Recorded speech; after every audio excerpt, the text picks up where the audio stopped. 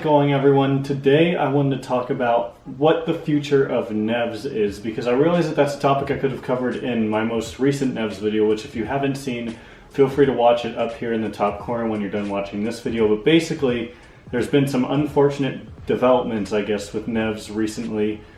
Basically, their CEO, who was also the founder, has stepped down. Apparently he's still with the company as like an advisor of some sort, but he basically sold all of his stake in the company, and it's now fully owned by the Evergrande Group. So with that in mind, it looks like NEVS has been drifting away from their whole new version of the Saab 9.3, their electric 9.3.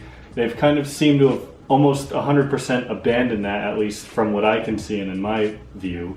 And they've kind of 100% put all their R&D and everything into this new thing called the Sango. And this is kind of an interesting concept, something that is definitely probably coming at some point in the future. I wanted to talk about the Sango today. So here we are on NEVS website. This is just kind of their page for the Sango. They kind of call it the Pons, is also the other name for it. But it's pretty much, the whole point of the Sango is basically just an autonomous driving vehicle. It's a car that is meant for city driving. You basically get in it with your family or yourself or whoever else, and it drives you to wherever you're going, from your apartment downtown to your work or wherever you may be going. It's pretty much meant to replace your car, because NEVS is kind of big on the idea that our cars spend, I think it's something like 90 or 95% of the time, they're just sitting here doing nothing, which is unfortunately true, because for car lovers like me, it kind of sucks, but it's true. So NEVS is kind of trying to get away from the whole having this thing sitting in your garage for 23 hours of the day and having people utilize this Sango idea, which, isn't a whole NEVS thing. I mean, there's other, ideas that have been out there of autonomous self-driving cars, of course, but kind of getting into that idea of, or that realm of, you have this thing that'll drive you around. There's no steering wheel in it. It's completely autonomous.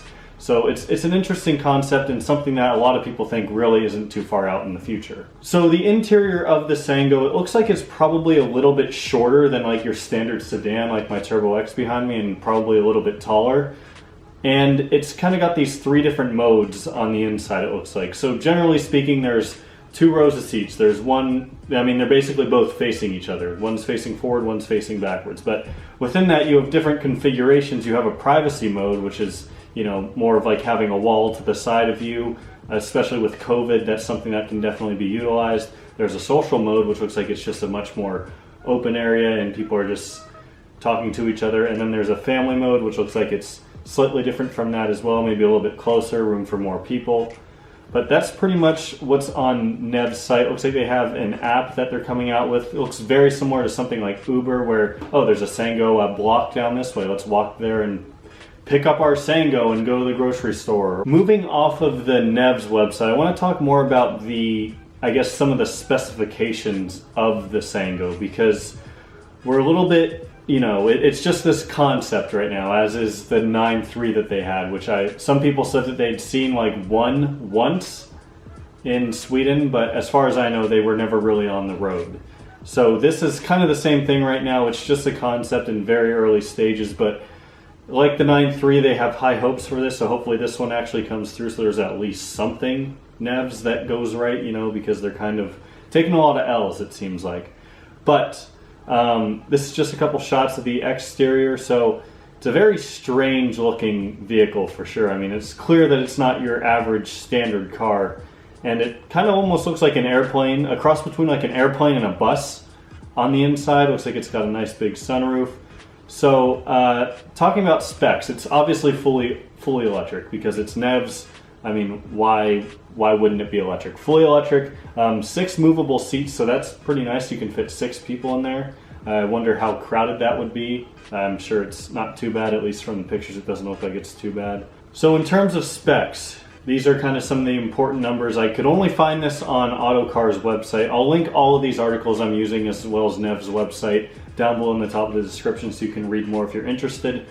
But it looks like the shuttle, as it's called here, has a 62 kilowatt hour battery pack that allows for 186 miles per charge, which not great by today's standards. I mean, you look at the average, like a Model 3, an entry-level Model 3, I think has almost like 300 miles of range. But that's different. That's still a semi-autonomous vehicle. This is meant for strictly city driving, so 186 miles isn't bad at all. I mean, you don't really need more than that.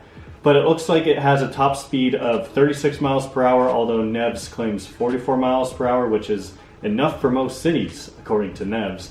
So it's really something that's just meant for like city driving, urban driving, something that you'll see around a lot of high density areas and a lot of different metropolitans. So it's not something that you're going to see out, probably not really often in a suburb or especially a lower density, more rural area. I doubt you'll see any out there. This is really meant for big cities as far as I can tell. AutoX's AI driver offers level 4 autonomous capability, which means it does not require regular input from a human driver, but can be physically overridden in the event of emergency. So it's got a roof-mounted LiDAR camera, 4 side-mounted LiDAR cameras, and 5 side view cameras for 360 coverage. So it's got the cameras on it. It's clearly got the tech to be fully self-drivable. But the other thing that's, at least here in the US, I'm sure in parts of Europe and Asia as well, full autonomous driving isn't fully legal yet. Like your Tesla Model 3 or Model S can drive itself. Technically, it has the software to drive itself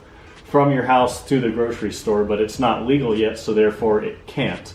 But it's still, pretty cool, and I'm sure with time, as more and more companies come out with software and they continue to prove that it's safe, as we have a flickering light up there, I'm sure that they'll become more and more mainstream. The second article here from some technology site, it looks like, talks, really the only important point that I saw here that wasn't already mentioned is that NEVS expects a fleet of 10 Sangos will begin operating in Stockholm later this year.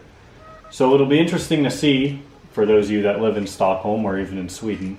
Keep us updated.